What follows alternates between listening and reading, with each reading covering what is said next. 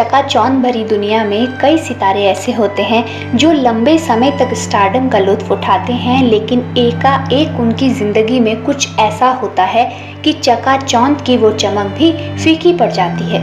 बॉलीवुड के कुछ सितारों का अंत इतना बुरा हुआ कि वो गुत्थी आज तक नहीं सुलझ पाई। उन गुत्थियों में एक परवीन बाबी की मौत भी है। उन्होंने जितनी आसानी से कामयाबी हासिल की थी, उतने ही मुश्किल उनके आखिरी दिन रहे। परवीन की मौत आज भी रहस्य है, क्योंकि जिस तरह से उनका शव मिला वो अनसुलझा राज है। जब वो जिंदा थी तो भी उन्हें सुकून नहीं था। वो हमेशा कभी अपने अफेयर्स को लेकर परेशान रही तो कभी अपने किसी अनजाने डर से लड़ती रही। मीडिया रिपोर्ट्स के मुताबिक परवीन जब स्कूल में थी तो उनके साथ एक ऐसा हादसा हो गया था जिसके बाद उन्हें एक डर सताने लगा था। बाद में पता चला कि परवीन को सिजोफ्रेनिया नाम की बीमारी हो गई थी।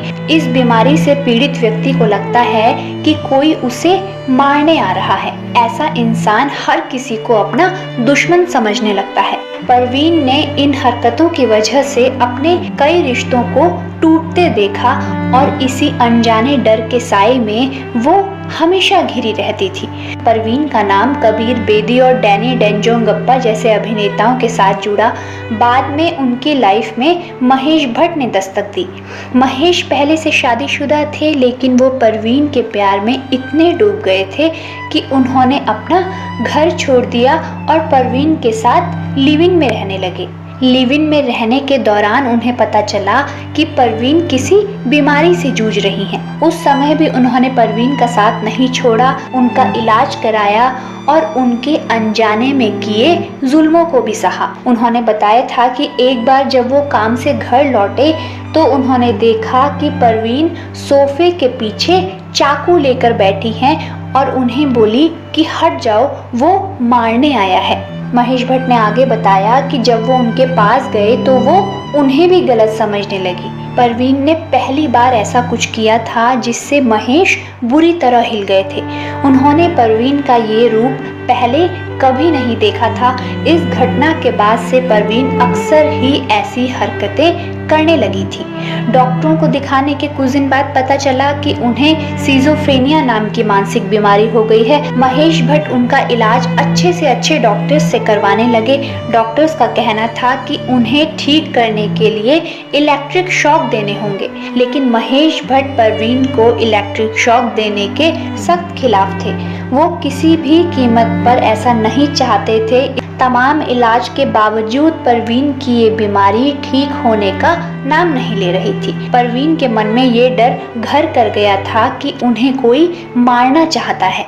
कुछ समय बाद तो परवीन को ये लगने लगा था कि उनकी कार में बम रखा है। आलम ये था कि वो एसी की आवाज तक से भी डर जाती थी। यहाँ तक कि अपने को स्टार रहे अमिताभ बच्चन को भी परवीन अपने लिए खतरा मानने लगी थी। उन्हें लगता था कि अमिताभ उन्हें मारना चाहते हैं। उन्होंने परवीन के पीछे गुंडे लगवा रखे हैं। दिन ब दिन परवीन की स्थिति खराब होती देखकर उन्हें कमरे में ही बंद रखा जाने लगा। लिहाजा परवीन मीडिया और पब्लिक की नजरों से खुद ब खुद दूर होती चली गई। इस दौरान परवीन का वजन काफी बढ़ गया था और उन्होंने अपनी खूबसूरती भी खो दी थी।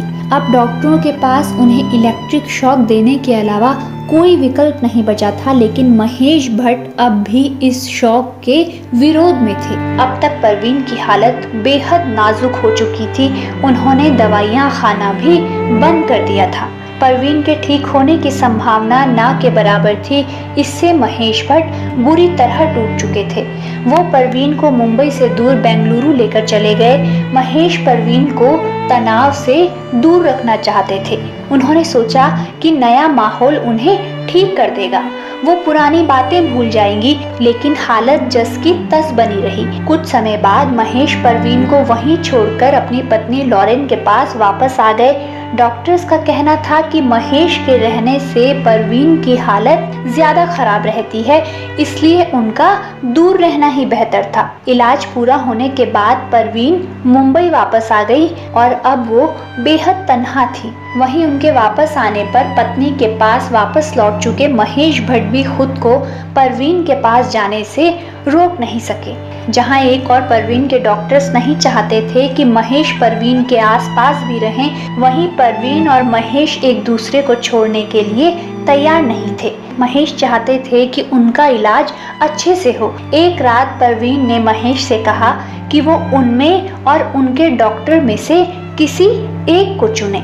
महेश भट्ट बोले, परवीन की ये हालत देखकर मैं समझ गया कि अब हमारे रिश्ते का अंत आ गया है।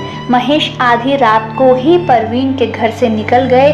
परवीन ने उन्हें रोकना चाहा और आधे कपड़ों में ही वो उनके पीछे सड़क पर दौड़ती रही, लेकिन महेश नहीं रुके।